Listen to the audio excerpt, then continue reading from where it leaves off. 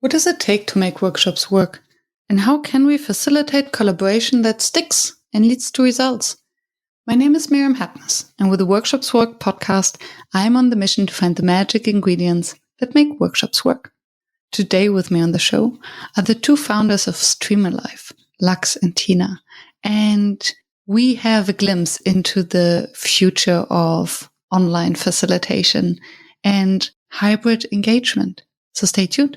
And by the way, if you don't have pen and paper at hand to take your own notes, scroll down to the show notes to download my free one-page summary. And now, lean back and be inspired. Hello, Tina. Hello, Lux. Welcome to the show. Hi, Miriam.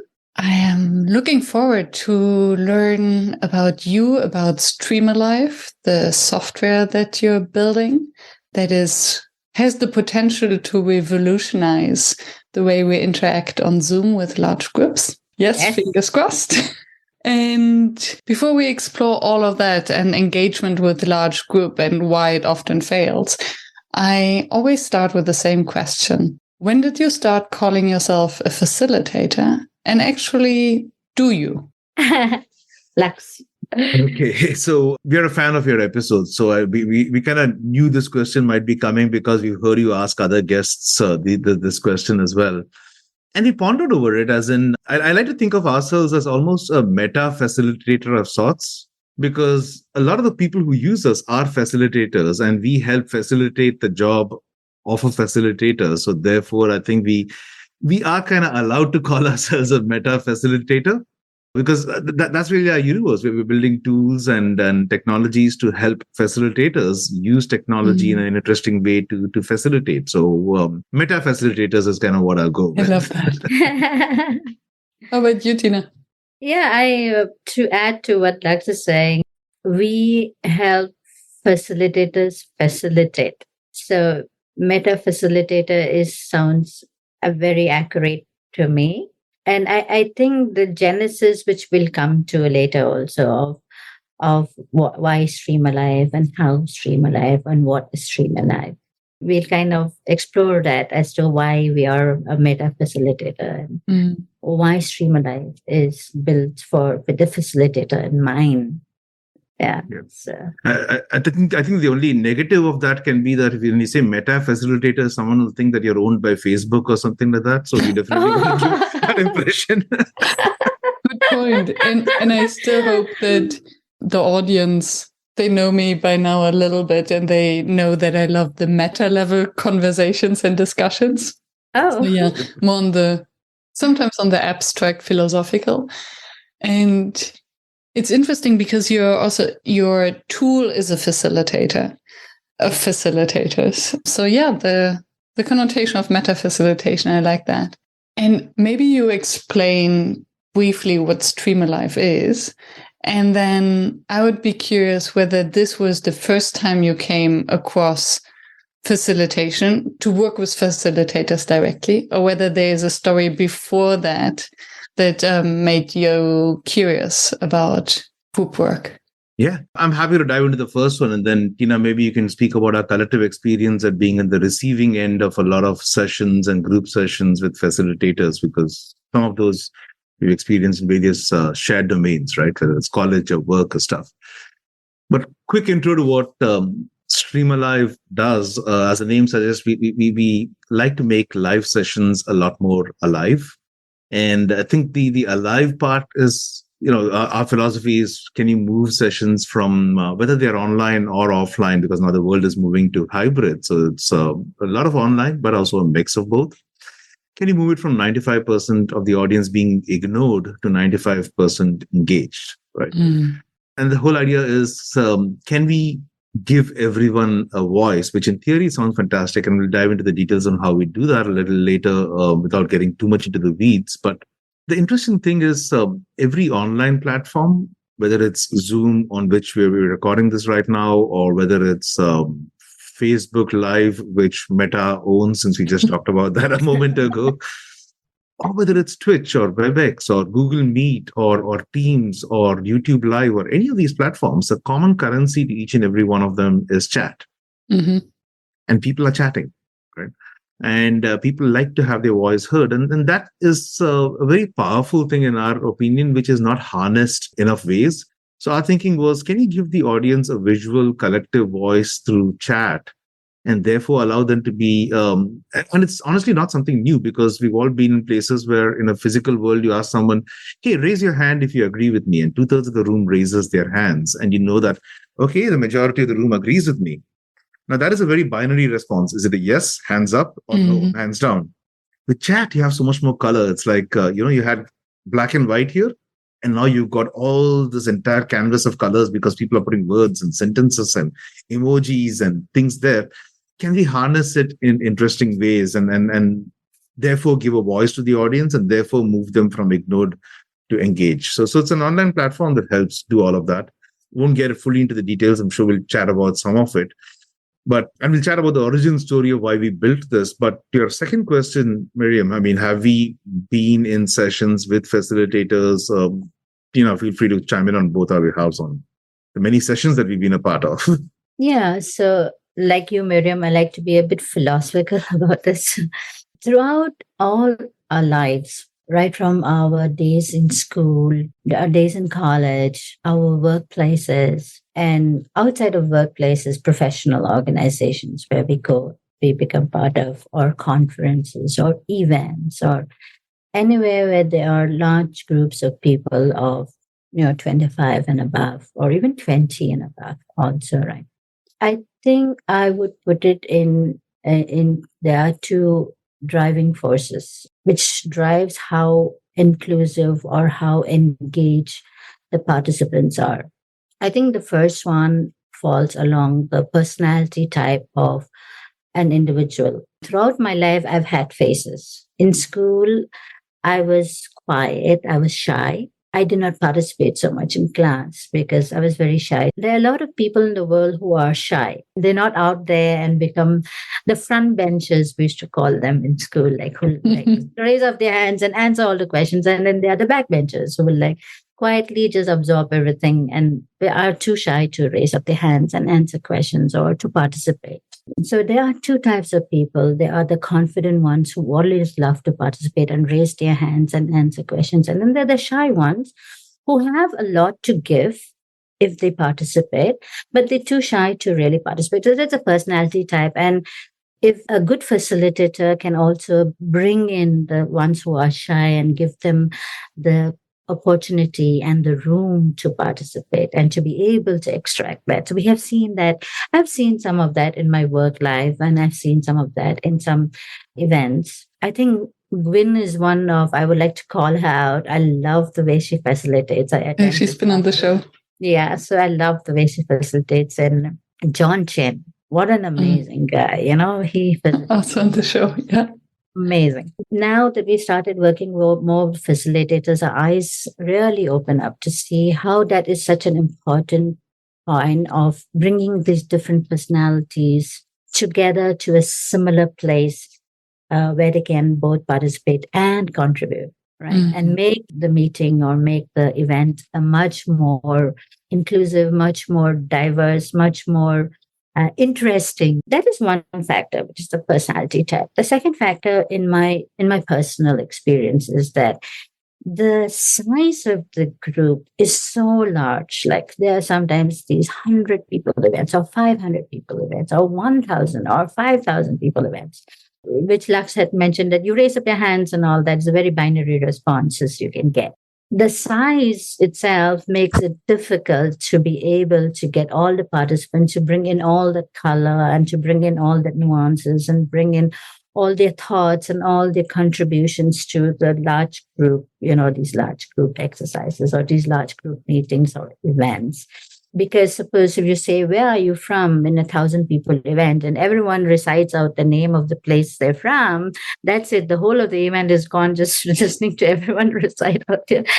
So I think those are the two main things which we figured out in our own personal experiences. That these are the two things which are right now a challenge for making it more participative, for making it more inclusive, for making it more engaging, for making it more, dynamic event. So what I hear is that there are online and offline events, and it's about participate or equalizing the room, democratizing the space where everyone can contribute who wants to contribute in a way that they get heard. Because when you just share the experience of using the chat, yes, the chat is amazing. But if you ask people, oh, just use the chat and share where you're from, this goes faster than everyone speaking up. But then, and everyone feels overwhelmed because it's just too much information. And then to screen through the chat, this would rather be times when we do have a co-facilitator, for instance. So what you said is from being 95% ignored, basically because they're lost in the chat, to 95% engaged because they're seen and heard, because StreamAlive then makes the translation or puts it onto a screen, or extract the information and puts it onto a screen. Exactly that. So just to triangulate between what we just said, Miriam, in terms of StreamAlive, putting it in a screen and making it totally heard, and the example you and Tina discussed about the maps, that's a great example, right? Where you ask the question, hey, where's everybody from? And you get 200 responses or even 25 responses. And then you eyeball 2 people and you say, wow, we got Tina from New Jersey, we got Miriam from Amsterdam, and then remaining 48 people who gave me an answer. I'm sorry, but I'm not going to call you out because otherwise I'll sound like a geography teacher, right? So that's what we do. And that's what I mean by we are effectively ignoring the majority of the people, because here is someone who has actually given you a little peek into their life story, saying, I live in Cairo, for example. And there is a story around why they are in Cairo, what they do in Cairo, but we're just closing that entire chapter because we can't acknowledge that person. So what we do at StreamAlive with this particular instance is, as people are typing in their chat, the presenter shows a map, and the map is coming alive with little dots. So Tina types New Jersey, boom, a dot comes up in Jersey. You type Amsterdam, boom, a dot comes up in Amsterdam. Someone else types Berlin, someone types Copenhagen, a big dot comes up in Europe around that part because you got so many people from there. The presenter says, oh, we got so many people in Europe, zooms in there. So the presenter with their audience is literally flying around the world on a free first-class ticket, visiting everybody one after the other, and visually acknowledging everyone. Because even if it's a fifth of a second where a person's name comes up on screen and you plot them, it's a whole lot different from pretending they don't exist by not calling them out at all, right? So, and it's interesting that you're saying that, because it makes me just realize that very often we ask this question basically to kill time. So not only are we ignoring them, but also we're actually misleading them, pretending as if we're interested. Although we are not. We want them to use the chat, not to fall asleep, and we want to kill a little bit of time until everyone is there. So it's even more frustrating if we ask them to do a task that is basically useless. And then by putting it on a map, they then also have something to use with their eyeballs, and you see how diverse or undiverse the group is. And with this information, you can then also do something. Because, sorry if I get too excited, but I'm just thinking that very often, especially with large groups, we forget about the fact that for some who are in the call, it might be early morning, and for others, it might be late evening. So to acknowledge that there are different energies in the space, and this is a nice visualization to just draw attention to that. I think so. And again, I know you have an entire category. By the way, I love your categorization on your podcast. You got those little dots that come up for your podcast and all these different categories, about 8 different categories, including philosophical, which is a pretty big bucket. I was very happy to see, right? The underlying philosophy here is actually something which is simple and very powerful in our opinion. It is, you're telling people, I see you, I hear you, I acknowledge you. What we're doing otherwise is I pretend I hear you and I don't acknowledge you.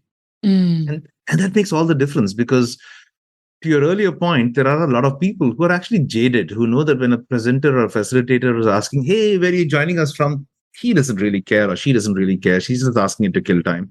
So they don't answer. But if I'm sitting in, let's say, South America, and I see the map lighting up and I see there's not a single dot on South America, I almost feel it my cosmic duty to type Brazil or Argentina and get that dot on the map, because how can I not mark that present? People participate when they know they're not ignored. It's very simple, actually, if you think about it, right? But it's very powerful in our opinion. So I think the underlying philosophy that underpins all this is very basic human nature. No one likes to be ignored. Yeah, philosophy and psychology. Yeah, the human nature.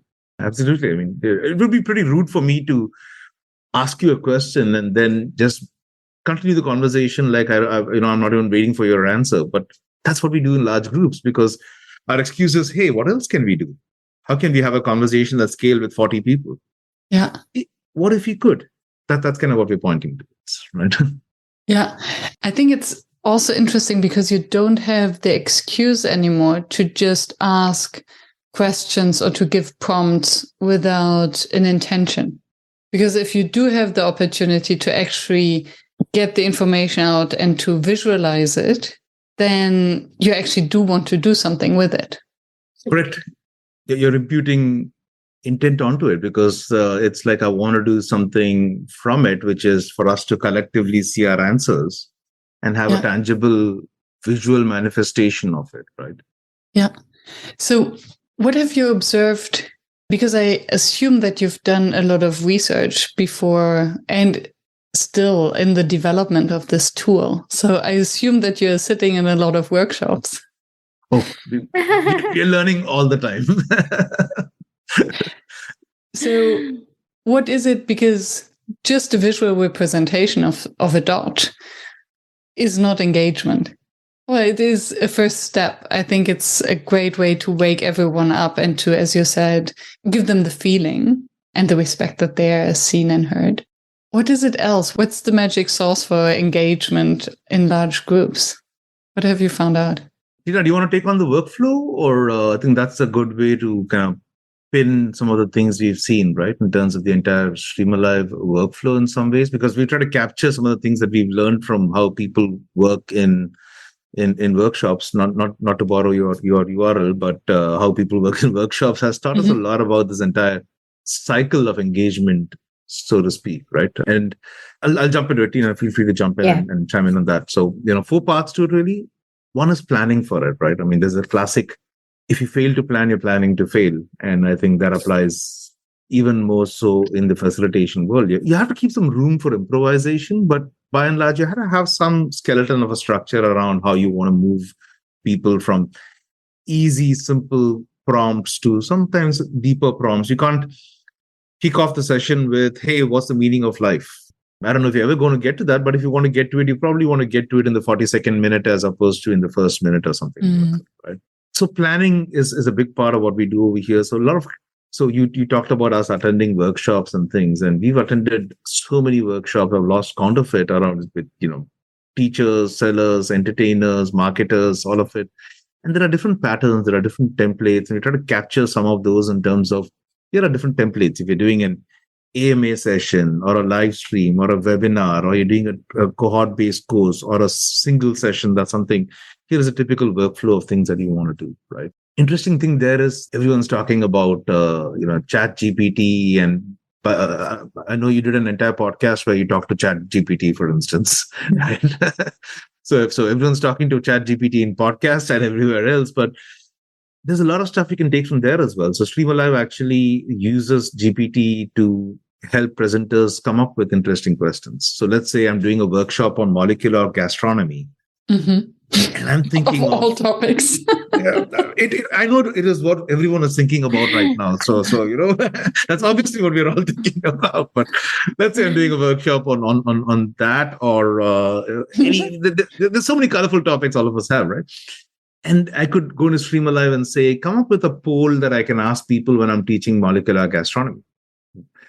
And by the way, if for all those listening, if you actually try that out, it gives you perfect answers. It will say, which of these are your favorite techniques? I was zapped. Spherification, something else, solidification, emulsification. It was perfect. So you don't even have to think about the prompts at times, because you can get help with that. So templates and AI can help you come up with prompts. So really, there's no excuse for making it a two-way interactive session, which is the whole planning part. The second part of the workflow we've seen is, tracking the conversation, right? I've seen so many sessions have the speaker needs someone to help them monitor the chat because the primary job of that person is often look for questions people have put it, copy it and put it in a Google Doc or a Notion doc so that I can address it at the end of the session. We do that entirely automatically. So StreamAlive is in the session and StreamAlive was in this session. And I said, hey, Miriam, is it cold out there? And I put that in the chat. The app would pull that out and put it saying that's a question that Lux asked in the 23rd minute. So tracking the chat for questions for starters, but down the line, we're taking this in very interesting directions. Just imagine asking people, hey, everyone, we want to stay in touch after this. So if you're up for it, put your LinkedIn profile URL out here, or put your website, or put your favorite song or your favorite podcast. And at the end of it, StreamAlive will curate, this is coming very soon, curate it into here are the LinkedIn profiles that are shared, here are the website URLs that are shared. And this is a playlist. Here's a playlist of it. Here is the music that is a vibe of this tribe, for example, right? So there's a lot of stuff you can do because there is gold in that chat. I mean, it's people sharing their collective conscious for that 1 hour that they're together in a virtual space. And why lose it, right? So there's so much of amazing things over there. It upsets me that after every big session, that chat is dead. Very few people actually download it or keep it or look back at it. That moment is gone when there has been so many insights and so many of them. So we want to make sure that is captured for everyone for posterity. The third part is increasing engagement. We talked about the maps and we can jump into them, but there's a lot of other visual interactions that you can pull from the chat, right? And I can share some of the other ones that we're cooking or have cooked and expect to cook in the future. Sorry, I keep talking about food, molecular gastronomy and cooking. It's your metaphor? It's my favorite metaphor. And the last part is analyzing, because we were also co-founders at an analytics company, which we ran before this called Unmetric. So I think we have analytics in our digital DNA, so to speak. So post-event, there's so many beautiful things that you can get out from the visualizations of what all happened. So we never imagined this, but now we have facilitators who take the screenshots that come out of the analytics, put it up on their LinkedIn and their Facebook and say, I did this session and look at this map that shows where my audience came from. Or I ask people, what is the number one pain point on scaling sales, and look at what they said. So suddenly it's become social and viral content that people are using, but it also feeds into, hey, this worked, this didn't work, do more of this, do less of this. And over time, we will also get prescriptive about it. So the idea is an entire workflow dedicated to audience engagement, right? With a fair amount of AI magic dust sprinkled on various things, right? There's also AI in understanding what's happening in the chat, because when you ask people, hey, where are you joining from? Let's take the simple example. People don't say New Jersey, New York, Amsterdam. I mean, some people do, and that's great. But most people say hi from sunny Singapore, or I live in Cairo, right? And for us, again, there are some very important. You should make it frictionless. You should not ask people to work in line with an algo or an application. The application should work with humans. So when someone says, I live in sunny Singapore, the application should and is intelligent enough to figure that they meant Singapore. So when Robert says, I live in sunny Singapore, it just puts a little dot in Singapore and says, Robert is here. Right? Yeah. So things like that. I mean, working with the flow of human conversation, I think is super important. Yeah. I'd like to add a little bit more color to what Lux has said. So in the larger scheme of things, given that we have all this workflow planning, and increasing and tracking and analyzing, having seen the workshops of Gwen's and John's and all the various facilitators we've seen, I think that was your question originally, having seen the workshops, how do you increase engagement? I think in some of the engagement features we have, like the maps, brings in the group to a place of being comfortable enough to share. I think there are certain features we have, which in the beginning of your sessions, you can make people comfortable to be able to share. I think that's very important because, again, I come back to the personality type, the shy ones who normally don't like to contribute so much. They just like to listen. But we can pull them out and bring them into the group. Then the dynamics of the group changes, right? And once the comfort level is brought in, then we have other features which will then bring out a little bit deeper into their thoughts. Right? We have something called the transient thoughts. We have a word cloud, and those other features we have, which then brings in that group dynamics of people learning from each other. Because if you are putting some interesting thing on philosophy of facilitation, I can learn from you also. It's not just from the facility. I can also learn from you, from the cohort. I think that's how we think about what are the requirements for a group, what will help the group become more productive, much more dynamic. And that's why the other track features which we have, that helps bring in a kind of a collective wisdom of the group also. And for a facilitator to be able to use these kind of features and to be able to bring in that dynamism and collective wisdom and things like that, that's where we see StreamAlive helping become the meta facilitator for facilitators. I would think. Yeah. Maybe Lux, the more other colors to that also. I think wisdom of the crowd is a very powerful thing on that, capturing the wisdom of the crowd. I just want to come back with that to emphasize, because I think, especially as facilitators, for speakers who come to an online event just to give their speeches, might be different and still have very extreme opinions on that. That nowadays, if someone speaks online to a group, not recognizing that there is wisdom, expertise, and deep knowledge in the audience is almost disrespectful. And if they just want to give a speech, then record it and put it on YouTube. I can watch it in my own time. I don't need you to be here live.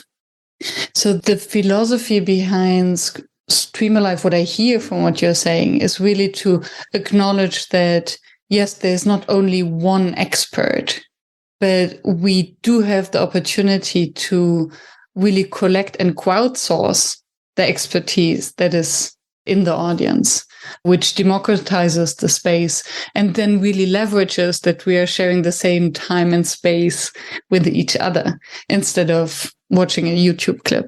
Absolutely. And just to add one little thing on the philosophy part of it, I think too many sessions are monologues. They need to be dialogues. So that's a very, very central philosophy of what we do. Yeah. And then what I was wondering was that many facilitators, and I think I used to be there as well, see the chat as a potential distraction or almost a competition, especially those who love the monologue, right? Because if then there are these participants who are always active in the chat and basically starting a side conversation. And then it seems as if there are two different camps of hosts, those who are absolutely cool with that and maybe also multitasking, keeping an eye on the chat. And then there are those who almost feel neglected because someone believes that the side conversation in the chat is more interesting. What is your opinion on that? Whether StreamAlive is actually amplifying that, so even makes it more of a competition? Or what are the traps that it becomes a competition? And what can a speaker or a facilitator do in order to include it, so to make it one dance between the spoken word and the chat? Thank you so much for asking that question, because and for giving that expression you just gave, which is the dance between the spoken word and the chat, because I'm going to borrow that with your permission, because that's exactly what we're trying to capture. More and more speakers need to see the chat as complementary and not competitive to what they're doing. If you're in a room and you facilitated a conversation between people, you made an impact. If you're in a room and nobody chatted anything, you need to worry, because people were not moved enough to have a conversation around it. You didn't catalyze things. It need not be all about you. And I think that's an ego thing that people need to get comfortable with, right? Not to go on a tangent on this, but think about it, okay? It's been 38 years since PowerPoint was invented. And then you had Keynote and Google Slides and a whole bunch of tools, but everything was built with the presenter in mind. How do you talk? How do you talk? How do you talk? We like to think of it as we're the first platform built with how do you listen? How do you listen? How do you listen? Which kind of flips it, which doesn't mean you listen all the time. Talk, listen. Talk, listen. Have a conversation. Right? Ping pong, exactly, right? I'm going to borrow that too. So ping pong and the dance. Yes, thank you for all the metaphors. Okay? So I'm into cooking and you're into sport and dancing. Okay, now we know what we're all into. Yes. Yeah. So the moment you bring that chat contextually into the screen, we talked about the map for an example, and Tina mentioned transient thoughts. So I want to talk about that, right? Transient thoughts was actually inspired by going for a Hamilton play and being in the lobby and listening to people whispering out there and trying to strain your ears and listen to those conversations a little bit. So you get glimpses of conversation passing through your head without actually being able to linger on each conversation. Mm-hmm. Imagine if you could visualize that, which is what we're trying to say. So imagine asking people a deeper question like, why did you join us for this 1 hour session? What do you hope to accomplish? Right? Which is a twofold question. One is you get people's participation. And second, you get a bit more direction on where you should take this, because we all come with a preset set of assumptions saying, I'm going to talk about these things. But maybe that's not what your audience wants to listen today with everything that's happening and how they're feeling. And this time of the year when it's winter or spring or summer or whatever, right? Mm-hmm. So why not ask them and tailor your speech accordingly? So imagine asking people, hey, why did you join us today? And people are giving it one after the other. And you have 38 people answering that question and little thoughts flying through the screen. So basically the chat is powering these colored bubbles of thoughts, which is almost like everybody peeking into everyone's heads and looking at it. It's a very powerful thing. It's that ephemeral feeling of listening to everyone's voices. Mm-hmm. So I think your expression on dance between the main thing and the chat is absolutely that. You need to dance solo at times. You need to dance with your partner at times, and many partners coming in at the same time and having a visual manifestation makes it very powerful, because then it's not me talking all the time. It's me talking and asking, and then those answers are part of this collective thing that we're all doing together. Or if it's a single word thing saying, what do you think is the most important quality for a facilitator? And people are giving answers like, listening and empathy and things. And as they're typing it, a word cloud is populating and the word empathy becomes big. And we kind of say, okay, let's talk about that. Yeah. A lot of you said empathy, right? It's a conversation at scale. Of course, it requires a different skill set to be comfortable with this, to park your ego aside a little bit and to kind of zig and zag with your tribe and with your audience, to improvise a little bit. Yeah. I think it'll make for much better sessions and presentations and conversations, right? Absolutely. And as you were speaking, there are so many things to just unpack here. One is, and that's just a side comment, that the beauty, how I understand it, of the tool is that, yes, of course, you can create a word cloud with Mentimeter, but you have to ask participants to open another tab. And this is a real danger for distraction. The chat at least keeps them in the conversation with the group. And another tab is like sending them to the coffee machine. And then most probably they never come back. So everything stays inside there. But then on the other hand, and that's what you just mentioned with, it requires another tool set.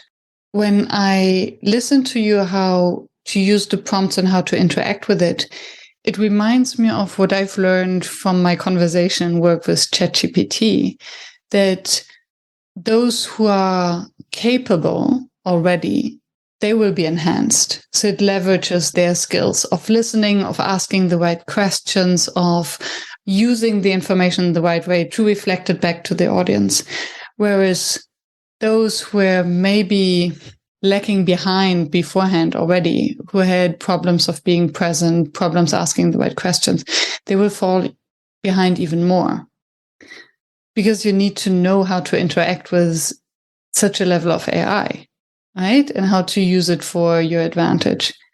Do you see the risk that these AI-enhanced software or AI-enhanced sessions actually put even more of a divide of those who have an impact on others and those who are left behind and then become voiceless? It's maybe too philosophical. It's a very deep question. I think it was Arthur C. Clarke who said this amazing thing. He said the best technology is indistinguishable from magic. Mm. I mean, and we don't have to search hard for that. For example, one of the central philosophies, we have a couple of philosophies that direct what we do. I mean, with inclusivity, for example, it's frictionless inclusivity. And you alluded to it because if I ask you a question and say you can only answer if you go to the ballot box in the coffee machine and put your number there and make sure that it falls in and it's folded 4 times, and then you come back over here, that is not inclusivity. That in our book is a lot of friction that adds more. Right? Your other point on AI and other things, I think the more assistive and invisible they are, the better it is. Like I mentioned to you that we have an AI that works on when someone says hi from sunny Singapore, just picking up the Singapore part of it and putting it out there. Now that is totally invisible. The user is simply saying hi from beautiful Delhi, and StreamAlive is picking up the Delhi part of it. The person doesn't know that there was an AI happening in the back, which uses natural language processing to parse it, index it against a geo database, and figure out that the person meant Delhi. So our philosophy on that is that anything you incorporate should be invisible and not intrusive, right? Because if you tell people you got to go through this whole learning curve and figure out things, it's going to create that divide that we're talking about. But I mean, there is AI happening when you type something on Google search, not just today. When you typed it a year ago, it was figuring out intent based on intelligence that had garnered from millions and zillions of similar searches. It's happening all around us. It's just that it's invisible. So I think the more it stays invisible and becomes incorporated into workflows without having to force people to change things, the easier it becomes. The deeper change is one of people moving, at least in our world, from a talking mode to a listening mode, which is, our vision, for example, is that just like today, you'd be surprised to walk into a room and find someone using an overhead transparency on one of those light box projectors with a light and a periscope. Remember those from uni. I'm dating myself by mentioning that, I realize, but you remember that, right? You've seen those. Yes. This, I think, in the audience, if you're laughing at this joke, means yes, you're old as well. So since we're already sharing this joke medium, let me ask you, have you seen an overhead projector of that kind with transparencies in the last 5 years? No. And then someone just using their saliva to rub it up when they made a mistake. Thank you. I'm glad to know I'm not the only person who did that. Right? I'm sure a lot of people are listening and wondering, why are you spitting on your presentations? But never use permanent markers. That a lot. I mean, we would be hard pressed to find someone doing that right now because we've moved to a new technology. Our vision is in 5 years from now, if you find someone doing a monologue and never having a conversation with your audience, you should be like, oh my God, that's so ancient. I've never seen that before. Most people present while having a conversation, this person just spoke. How rude. Spoke for 45 minutes without listening to their audience. Oh my God, that's crazy, right? We see a world like that and hope for a world like that. Hopefully. Yeah, I hope that the managers will run to get facilitation training as they did run to get the PowerPoint training in the past. Because basically that's it, right?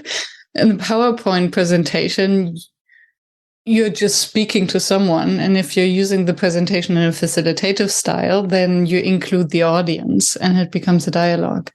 Right. Yeah. I think it should be, just like we train kids in school to make PowerPoint presentations, we should train kids in school to be better facilitators. I think it's very, very required at the school level. And still, I think, yes, the issues, and that's where I think divide comes in, that in order to make it a dialogue, as you said, you have to be able to improvise and to react to whatever happens. You have to be able to be open-minded that maybe you cannot follow your script. And I think this brings even forth the importance of facilitation skills or the mindset that you have to be present and you have to be grounded. Because if you don't have the self-confidence or even the knowledge, then yes, you better stick to your slides, because the first person who has a question that you cannot answer, or you will become defensive if you realize that there's someone in the audience who might actually know more than you. That's scary. Yep. So I think there will be, when I think about it, there will be a big resistance to use tools like StreamAlive by those who are actually afraid of the audience. Afraid of the audience, and to borrow something from one of your recent guests, I might get the name wrong, and I apologize. I think it was Pauline who spoke about play. Mm-hmm. Yes. Pauline, yes. Yeah. So I think that the talk was around, play and purpose around engagement, and so a lot of what we do in terms of features and things, if you look at, we talked about the map or the thought bubbles flying around, or, oh, we have this other feature I should talk about because that's so rooted in play, which is called the winning wheel. Okay. So imagine I run the map and then I press a button and say, I want to spin a wheel with the names of every person who answered the map question. I just press a button and it happens automatically. StreamAlive says these 26 people answer the map question and puts all their 26 names in a big wheel. I press a button, it spins fast, and then it slows down and it stops at Miriam. And hey, Miriam, you answer this question. First of all, thank you so much for participating. Tell us about where you're from, right? Wow, yeah. And I will not use the chat anymore afterwards. Yeah, but that's great, yes. Yeah. Because then even if you have a small screen, if you have a large group, you cannot see everyone on your screen. And like that, everyone has the same chance. Or picking someone to be picked out, or someone, or you can simply say we're going to give a goodie bag to anyone who participated at least 3 times in the session, and that can also be done. But all of these, the point is getting at is infusing a sense of play. So in addition to what you mentioned about, a presenter being willing to leave their ego at the door and being willing to improvise a little bit and listen to the audience, I think we also need a little more play. Like Pauline mentioned in your conversation with her, in every session, right? If the pandemic taught us that we can do meetings in our pajamas, why can't we play in those meetings as well, right? Yes, absolutely. Yeah. And one other thought that just crossed my mind when you mentioned how the AI is able to screen the chat and then extract different information at the end to basically make a report out of it. Here are all the links, here's the playlist, here are all the questions. I was just thinking of meeting minutes. How many people on this world are wasting their time writing meeting minutes that nobody uses? Nobody ever looks at them again. And I think the chat is one of those underused resources. Nobody ever looks at the chat again. The number of times that I have saved the chat because there was so much information in there. And then I tell myself, okay, I'm going to sit down and read through it. And I never do, because you have this ugly text document with all these timestamps and all these names that it actually takes an AI to extract the value of it. And I'm wondering whether StreamAlive would then also be able to basically write summaries, because I'm always wondering, why do we actually have to write meeting minutes afterwards? Why can't we ask the participants to write the meeting minutes for us by, please write in the chat what the 3 most important things you're taking away from this meeting. Please write in the chat the action items and by when you'll do them. And then it could be a click to have the meeting minutes, the action items, and who does what until when. Is it possible? In theory. Let me take it a level higher. It's already there in the platform right now. Oh, wow. So at the end of the thing, you press a button, it spits out not a meeting minutes per se, but a mother of all Excel files that says, here is the most engaged people. Here are the questions you asked and the responses you gave. Here is a replay of all the results that people had, including what their takeaways were, where they joined you from. And it gives a full summary of that entire thing. Yes, absolutely. And what about, may I play the devil's advocate? I'm German, I'm allowed to. Data privacy. And the reason why I'm asking, I still have to laugh when I think about it, especially when I had this phase where I worked for a client with a lot of students. And I always start with the turn to your neighbor moment. So sending them into breakouts. You announce that they will be in breakouts and poof, 50% of the participants are gone. And I can imagine that if, in a similar way, that there are some who would shy away from being put on the spot or who being observed, Big Brother is watching you. Is there something that participants have to check a box, or can they opt out? That they say, okay, if you want StreamAlive to ignore you for the next 90 minutes, please type something in the chat.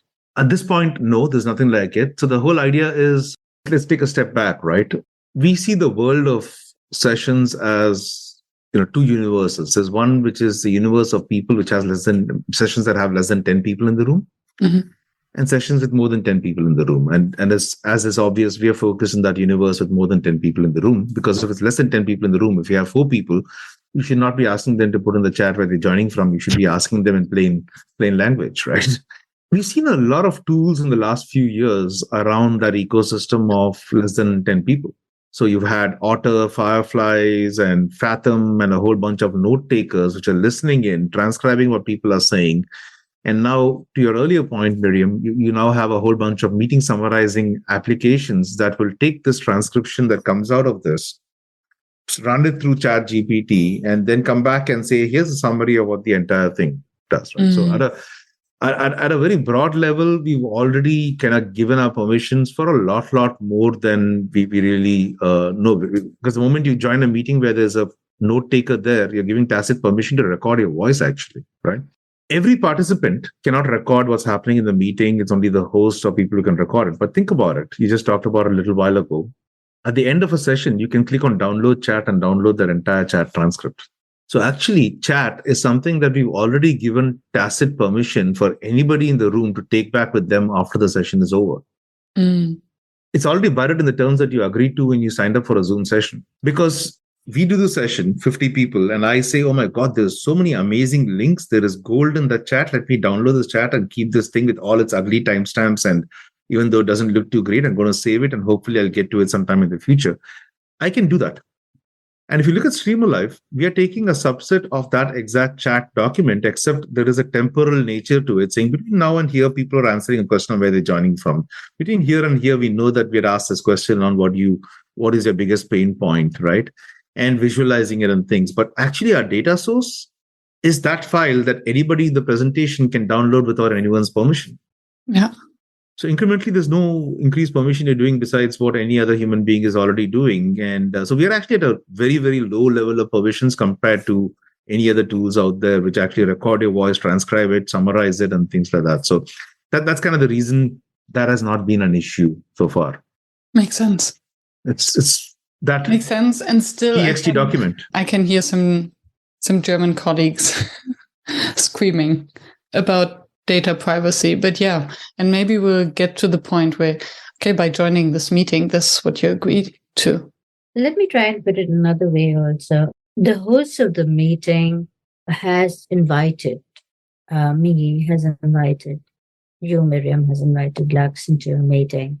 And when we agree to attend the meeting, they itself, we are giving our approval that, yes, we're going to be part of the meeting. And so for the host of the meeting, the information about who the participants are and what do they say is already, there's an agreement between the host and the invitees there.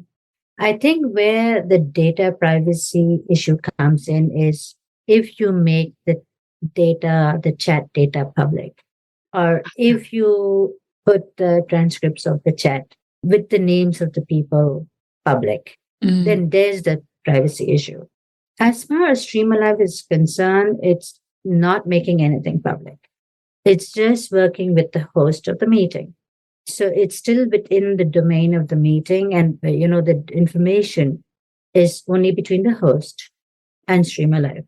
So the data privacy norms and the data privacy regulations and the data privacy is between the host and StreamAlive. Yeah. And it reminds me, I think last week I ran a session that I called Facilitators Anonymous, where everyone joined from an incognito browser and renamed themselves into XYZ and turned the camera off. So I was in a space where there were only black screens called XYZ, and the chat was full of XYZ says and XYZ replies. Fascinating. Yeah. Wow.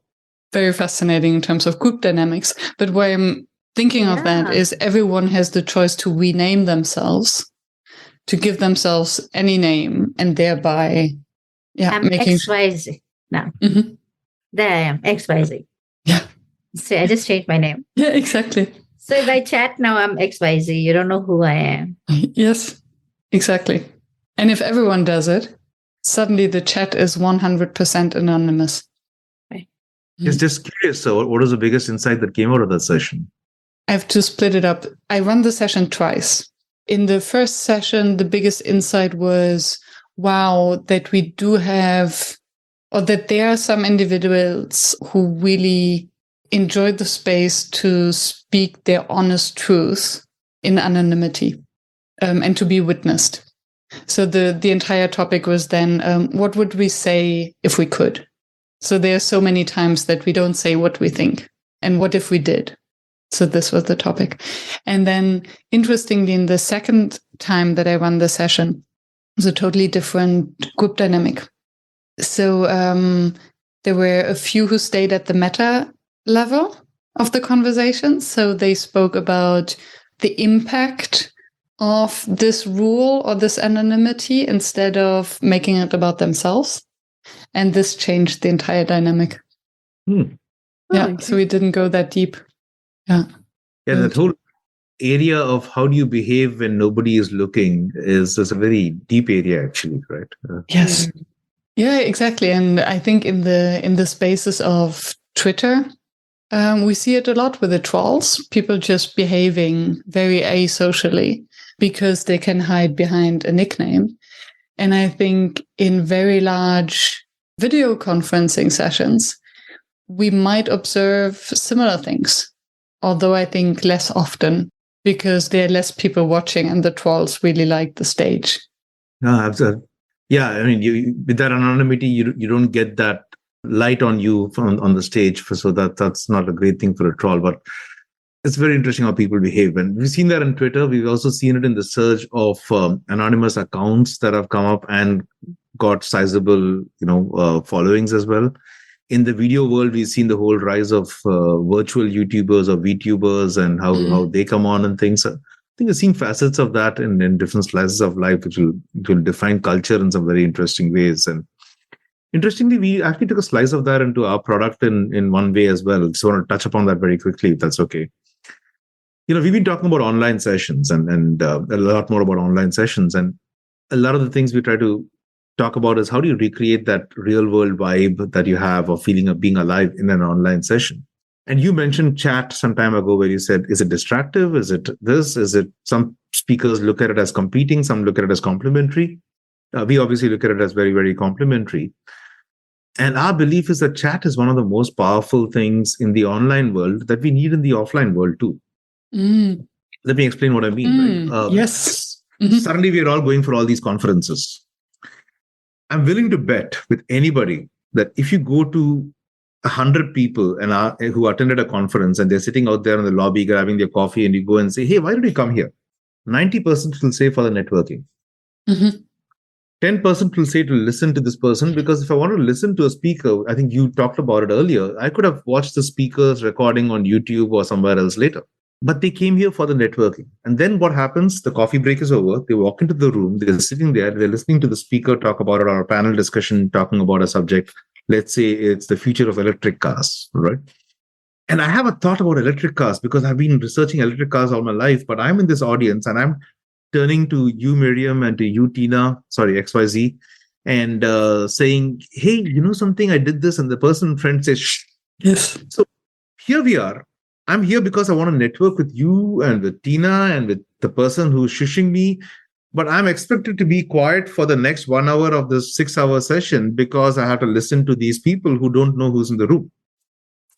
So I'm thinking there was, just like you're allowed in a Zoom room to have a parallel conversation, why can't you be allowed to have a conversation here? So we actually have a solution for this as well, where the entire audience is encouraged to get on their phones through a link, which allows them to actually have a parallel chat conversation about anything under the sun. Awesome. Thank you. With anonymity. So Yes. every person is given a default name. So I want to tie it back to the anonymity thing you said as well. The default name is an aquatic animal that has a funky color because it's alive in a stream. So you might be purple dolphin. And if you wanted, you could change your name to Miriam or to Tina, or you could remain purple dolphin if you want to keep that anonymity. And then the presenter is asking, hey, you folks, 500 people in the room, where are you joining us from? You just type in the chat, I live in sunny California, and it map pops up with California there, or you mention your thoughts over the future of EVs. So when the presenter is prompting you, you're part of that conversation. When the presenter is talking about other stuff, you're asking, is there lunch being served? Are there drinks afterwards? When does this get over? Why not? Yeah. Right? Who are we to tell adults don't speak, don't talk, as long as they're not being disturbing you, right? I mean, I know this is a bit of a contrarian and radical view, but we think that is, if you're joining an event for networking, you should be allowed to network and have a conversation. Absolutely. And I think to assume that the person on stage is the most knowledgeable person in the room, that's outrageous. What if not? I mean, as you said, nobody knows who's in the room. And why not also listening to those who have something to contribute? And this has the potential to revolution or to actually make sense of hybrid meetings or hybrid conferences finally, because now the problem is that in the hybrid format, you do have the connection between people. So actually, in this sense, if it's a conference with just talks, it's easier and better to network online because of the chat function. Yeah, and this is missed by those who are in the space. And if you can bridge that, that is amazing. Because then you can eventually also, you read someone's comment online, although you're in the space, and then if you can connect to them, you can even continue the conversation. And then you do have a virtual coffee machine suddenly. Mm-hmm. Because someone who cannot join in the space can draw attention to them.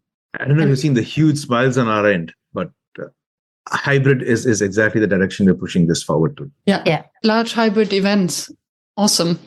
I'm excited. And one virtual coffee machine. So that's the other. So you got ping pong, we got coffee machines, you got sport. Then the dance between the presenter and the chat. And virtual coffee machines that don't do molecular gastronomy. Yes, okay. Yeah, beautiful. What makes a workshop fail in your experience? Not to harp on it, but ignoring the participants. Right. I mean, my grandfather actually, I come from India and from the southern part of India in a place called Chennai. We love renaming our cities. I've been in Chennai. It's been beautiful. Yeah, Mamallapuram. Oh. Not only have you been to Mamallapuram, you also pronounce that perfectly, which a lot of people in India find difficult. Wow. Okay. You obviously been to Mamallapuram. So, and you obviously know that Chennai, we used to call it Madras, and now we call it Chennai because we just like to confuse everybody when they get comfortable. The moment you know we're in Madras, we say, okay, we're going to change the name and make it Chennai. So I didn't want to interrupt. Oh, no, that's good. I mean, it's amazing that you've been there. And it's one of our favorite places too, Mamallapuram and Pondicherry further south there from there. So my grandfather was the first public speaking teacher in Chennai in 1979. He was way ahead of his time. He started teaching public speaking classes in the southern part of India at that point. And he used to have this simple rule, every 5 minutes, ask your audience to do something, to answer a very binary question in most cases, because you can't ask them to shout out an answer like they can on chat. I mean, he passed away before the internet became a thing. So he didn't see this world coming. I'm sure if he were, he would have made a much better version of StreamAlive many years ago. But he would tell people like, ask your audience something every 5 minutes. Otherwise, you're going to lose them. I mean, to your question on, most of us don't do that. And he said, make it interesting, make it fun. The first time, asked them to raise their right hand. The second time, asked them to raise their left hand. The third time, asked them to stand up. The fourth time, asked them to start off standing up and ask them to sit down if they agree with something. Simple things, just movement, but more importantly, inclusivity, engagement, getting people's opinions on binary responses, because by sitting down, standing up, left hand, right hand, you can only get binary responses, right? So suddenly that black and white has now become all these colors of gray that we have over here, and we're not using it. We're still having these monologues and not dialogues. And that's why we actually feel very passionate about in 5 years, someone having a monologue should be like, oh my God, can you believe it? That guy didn't ignore the entire audience for 45 minutes straight, or even 15 minutes straight, or even 10 minutes straight. Yeah, hopefully in 5 years we will then think, oh, maybe that's just a hologram of that person. But that's the reason all of us sign up for webinars and don't attend them, because we wait for the recording so that we can watch them at 1.3 times the speed, even if everyone sounds like they're in a cartoon or something like that, because, hey, we are short on time and no difference between, anyway, it is a monologue. I might as well see a monologue when I'm walking on the treadmill and at my own time. So Your question, I think that the reason is very simple. We ignore the audience. We have monologues, not dialogues. And that's the most common reason, in our opinion. Yeah, and then there's so many more impacts, because if those who invite to the webinar, they anticipate that nobody actually will show up. So their motivation is decreased, because we do need, even in a webinar, we need the energy from the group. If we're just speaking to the void, people will recognize that. And then the webinar, the quality will decrease anyway. And then it's just a vicious circle. Absolutely. Yeah. I think you pointed a very good thing there about how the presenter needs the energy from the group also. I mean, there are some presenters who mean really well, they don't intend to make it a monologue, but they're making it a monologue because they didn't know that, engaging your audience is important, or for whatever reason, right? And sometimes their energy levels can deflate because they don't have that feedback from the audience, especially in an online world. In an offline world, maybe you might see people, smiling or laughing or, intensely nodding or whatever in an offline world. But in an online world, it's very difficult to see the reactions of the audience. So for a presenter also who really has good intentions, of having a great workshop, may not have enough energy because they're not getting the energy back from the audience. That feedback is not coming back. So for the presenters, it's extremely important to get the feedback from the audience. Yeah. But I have some friends who are comedians, and they were talking about how during the pandemic, it was so difficult to do a stand-up comedy when you don't hear that laughter, right? And you mentioned something very deep, actually, Miriam, when you said people go for conferences and these guys on the stage are supposed to be these so-called experts, right? And even on webinars, you get amazingly talented people. Let me illustrate what I'm getting at with an example. I attended a webinar a few weeks ago on startup funding in these very uncertain scenarios, right? We're co-founders at a startup. We're in the funding ecosystem. We were very interested in this session, but we are an early stage startup. We're looking at the seed funding stage and everything. And I saw some of the other attendees and some of the names that are mentioned there, Googled them up. Almost all of them were seed stage, early stage kind of startups.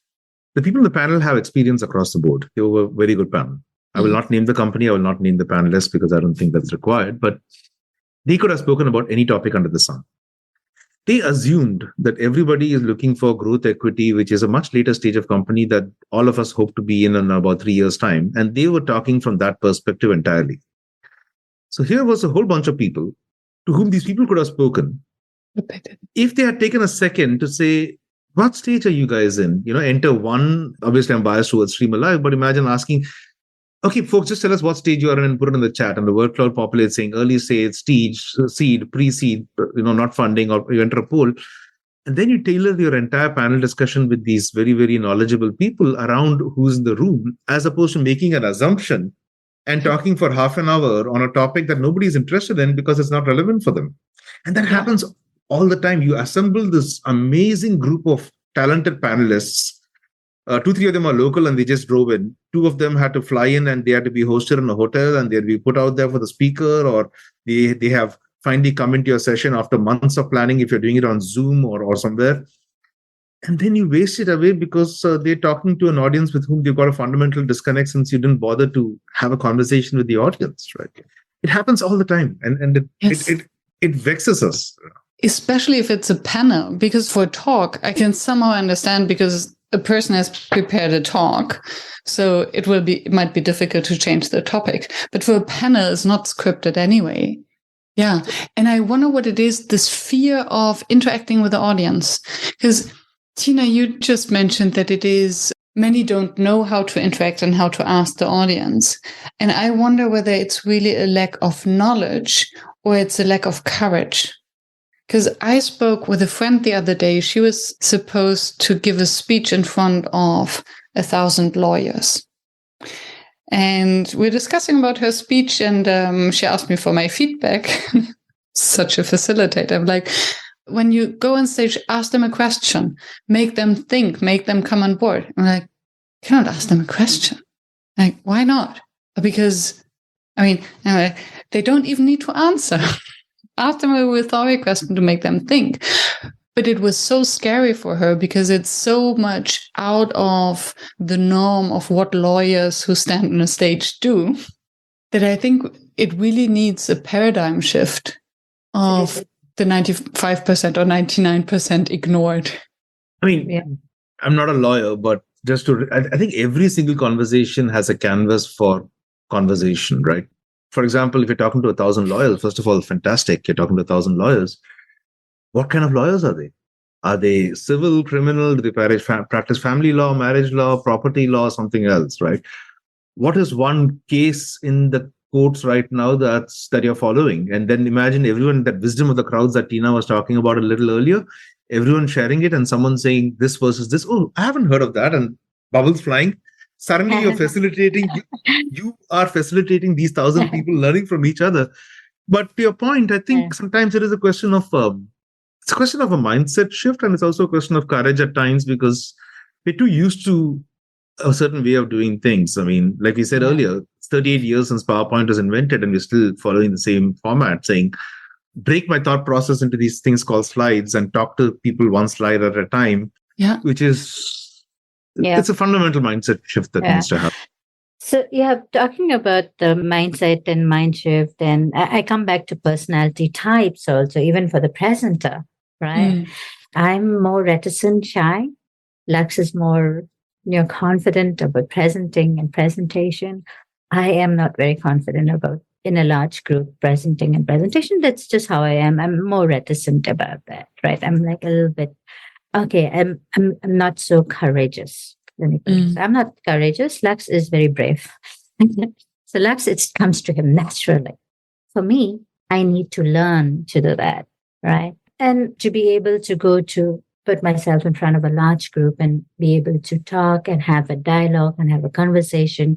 Maybe it will come with time and with practice. Maybe I need someone to coach me, to help me be able to do that. Or maybe I need a tool which will help me just from being a presenter, but also be a little bit of a performer. So, to get the crowd to be with me, to bring in all of them, or to be able to have the courage to answer their questions, or to be able to have the courage to say, okay, let's do this together. Your thoughts are important as mine. So it's like more of like, how do we go about this? And the more people do that, I think the more the meetings and the events will be much more fruitful and much more productive and much more for everyone, for the participants, for the presenters too. Yeah. To the point. And I think the more we can facilitate this independent of personality types. And it makes me think of the book that Lux wrote, Name, Place, Animal, Thing, which is, I haven't read the book yet, but if I'm not mistaken, it's about the phenomenon that we're still, or what are the alternatives to asking someone, so what do you do? And although everyone knows that asking the question, what do you do, basically leads to almost boring conversations, we still continue to ask this question. So what does it take to change this pattern and to help people become more brave in asking questions, or more brave to interact, to invite for dialogue, independent of their personality type? Yeah, on the book, exactly what you said, right? When you ask someone, what do you do? The typical answer is the most recent line on their LinkedIn profile, right?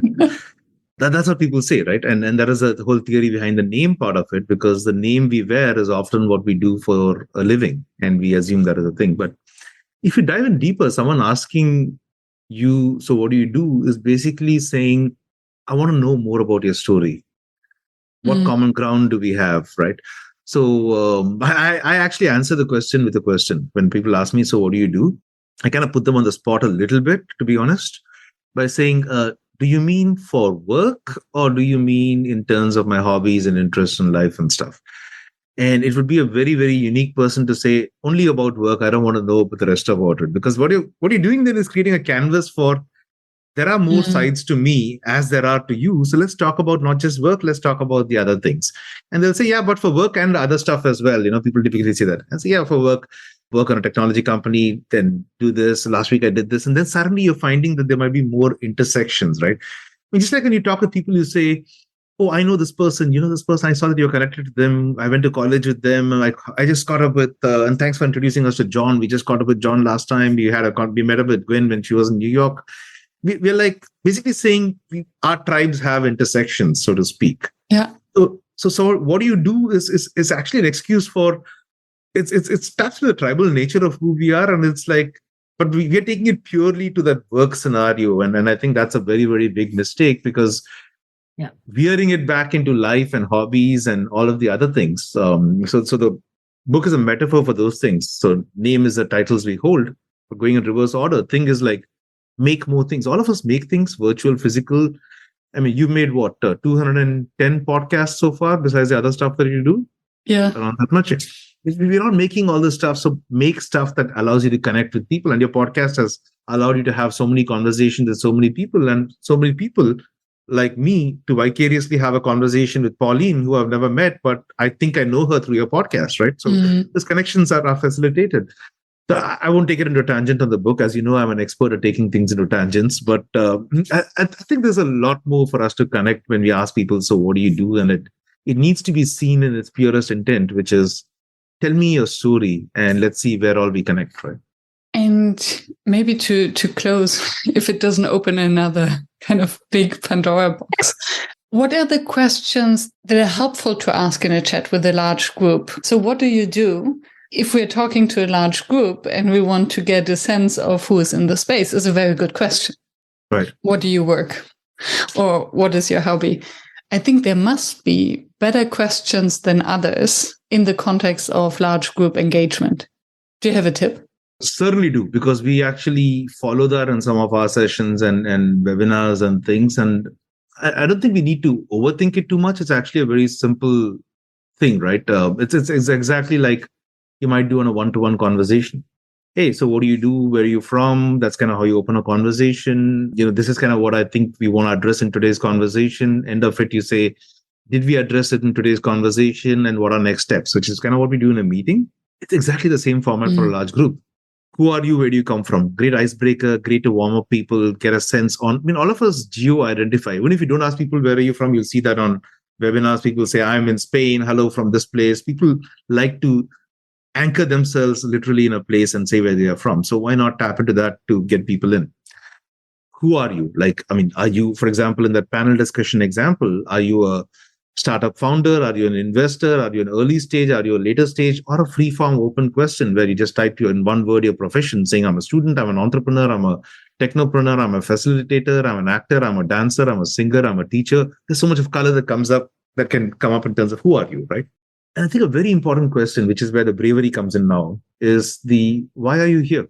You've done me the privilege of giving me the next half an hour of your life. I need to respect that and understand why you've come here, because maybe I can be candid and tell you, if you come here and say, I've come to learn molecular gastronomy, I need to be candid and tell you I'm not an expert in teaching molecular gastronomy and you probably shouldn't be here. You're in the wrong place, right? If you come here saying, I want to understand. So we actually learned, this is kind of case of eating our own dog food. We were first running some scripted to and fro sessions in our webinars. And then we started asking people, why did you join? Someone saying, I love the product. I just want to see what else you're doing in the roadmap. Someone else saying, I'm confused about how to use it. I want some help with it. Someone else saying, I want to know how other people have been using it, right? Someone saying, I want to meet the other users. So that then drives it, because we actually heard a couple of those things and we said, okay, we shouldn't be doing these as webinars. We should be doing them as meetings, because people want to meet other users. We should have meetings. So we actually stopped our webinars now and we're going to do meetings, right? Awesome. Yeah. So why are you here is a very important question, because it then allows you to respect your audience and hopefully address some of those things as to why they're here. And it's a classic, tell them what you'll tell them, and then tell them what you told them. End of it, like you're taking people through a transformational process or something, or educating them or teaching them or sharing something. What did they like, right? I mean, it's also great feedback for you, because if you have 3 modules in a session and people don't like the second module and you say which one of these was the most interesting and everyone said the first and third, it's a sign that you should probably knock off the second one. Right? Yeah.